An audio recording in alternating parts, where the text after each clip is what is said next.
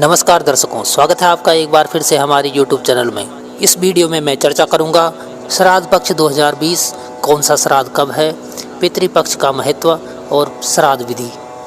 मित्रों, पितृपक्ष वह समय होता है जब हमारे पूर्वज धरती पर होते हैं और हम श्राद्ध कर्म करके उनका आशीर्वाद प्राप्त करते हैं, क्योंकि यदि हमारे पितर नाराज़ हो जाते हैं तो सभी देवी देवता भी नाराज़ हो जाते हैं और जीवन में कई प्रकार के संकटों से घिर जाते हैं। तो चलिए जानते हैं पितृपक्ष 2020 में कौन सा श्राद्ध कब है। मित्रों, 1 सितंबर 2020 से पहला श्राद्ध प्रारंभ होगा और 17 सितंबर 2020 को श्राद्ध पक्ष समाप्त हो जाएगा। पहला श्राद्ध यानी पूर्णिमा श्राद्ध 1 सितंबर को, प्रतिपदा श्राद्ध 2 सितंबर, द्वितीय तिथि का श्राद्ध 3 सितंबर और 4 सितंबर को कोई श्राद्ध नहीं है।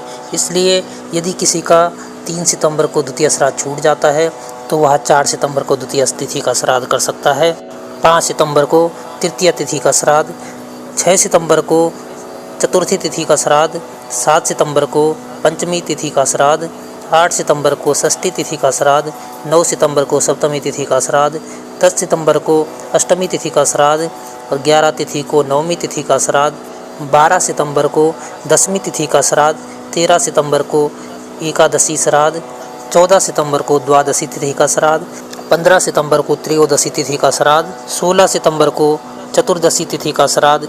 यदि कोई दुर्घटना से या विष से या अकाल मृत्यु से किसी की मृत्यु हुई है तो वह यह तिथि को श्राद्ध किया जाता है।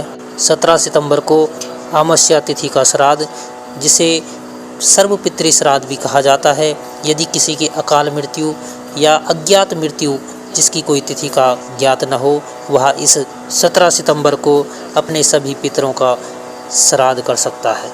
शास्त्रों में कहा गया है कि जो व्यक्ति जानबूझकर श्राद्ध कर्म नहीं करता वह शापग्रस्त होकर अनेक प्रकार के कष्टों और आभावों से पीड़ित रहता है।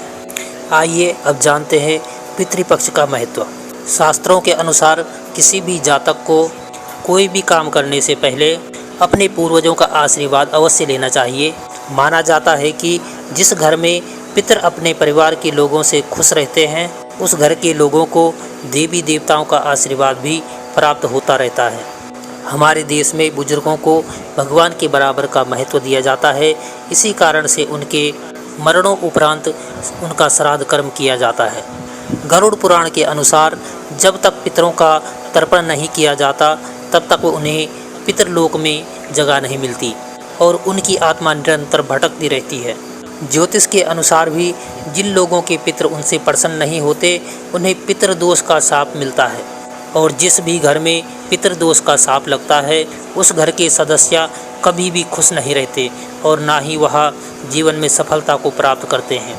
इस कारण से पितृपक्ष में पितरों का तर्पण किया जाता है और उनसे क्षमा याचना की जाती है।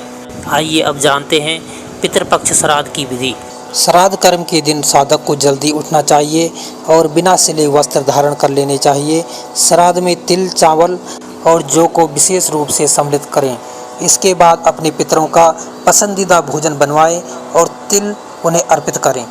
तिल अर्पित करने के बाद पितरों को भोजन की पिंडी बनाकर उन्हें अर्पित करें।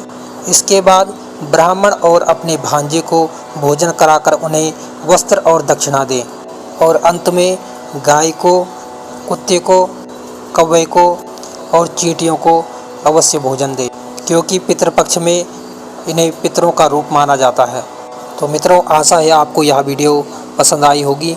यदि आप हमारे चैनल में नए आए हैं तो हमारे चैनल को सब्सक्राइब कीजिए और आपको वीडियो कैसा लगा कमेंट करके ज़रूर बताएं। अपने मित्रों के साथ शेयर करें ताकि उन्हें भी पितृपक्ष में श्राद्ध कर्म करने में आसानी हो। तो मित्रों, इस वीडियो में इतना ही।